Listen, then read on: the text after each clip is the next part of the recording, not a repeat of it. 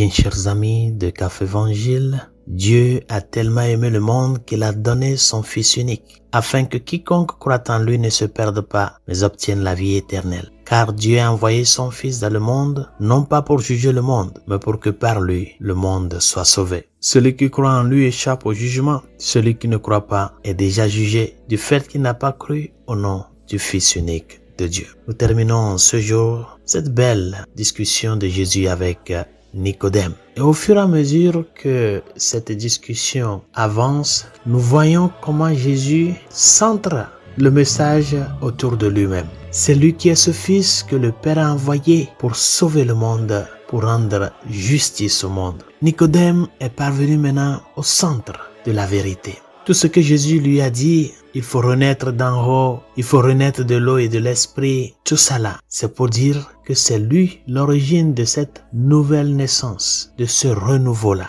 Ce renouveau qui n'est autre que remettre tout selon l'ordre de l'origine. Parce que tenez-vous bien, dans l'histoire de notre salut, la première des choses, la première manifestation de Dieu, c'est le paradis, le bien suprême. Et c'est dans cette grande joie de l'amour incommensurable de Dieu qu'il a manifesté à l'homme que l'ennemi s'est infiltré. Donc le premier, ce n'était pas le péché. Avant le péché, c'était la manifestation de l'amour d'initiative à travers la création, le paradis, le bien. Et là, le mal s'est infiltré. Mais Dieu, pour montrer qu'il a créé tout par amour, et pour l'amour, il a pris sur lui le plan de la rédemption. Et c'est ça, la troisième étape du mystère du salut. Et la rédemption est une réponse et une confirmation de que l'amour premier de Dieu est un amour vrai, un amour juste. Quand Jésus, dans l'évangile de ce jour, dit à Nicodème de que celui qui croit en lui, le Fils envoyé, échappe au jugement, et celui qui ne croit pas est déjà jugé, le jugement dont parle le Christ ici, le jugement, c'est-à-dire ce qu'est la mission d'un juge, c'est de rendre justice, c'est de dire la justice, c'est ça la mission d'un juge, vous voyez. Et si Jésus dit celui qui croit en lui échappe au jugement,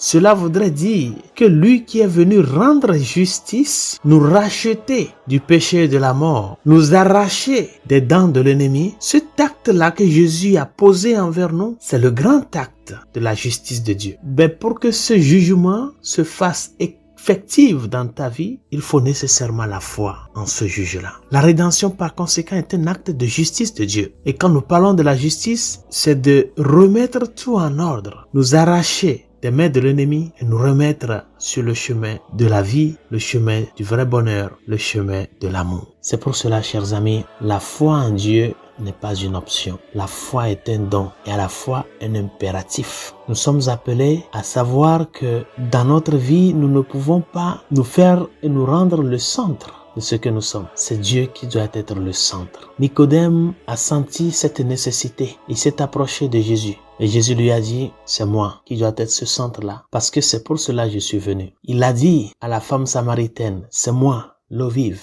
Il a manifesté à l'aveugle-né, c'est moi la lumière. Il a manifesté en ressuscitant Lazare, c'est moi la résurrection et la vie. Tout le reste, chers amis, n'est que du bavardage. Il est envoyé pour rendre justice, c'est-à-dire pour t'arracher de là où tu ne devais pas être. Laisse-toi être sauvé par le Christ et fais le pas de la foi, c'est-à-dire d'adhérer totalement à sa vérité, à cette justice-là qu'il est venu proclamer de par sa vie et surtout adhérer pleinement à ce plan de salut de par ton sens de gratitude envers cet amour premier qui n'est autre que le regard de paix que Dieu a posé sur tout un chacun de nous. Que sa grâce nous y aide. Bonne journée, Dieu vous bénisse.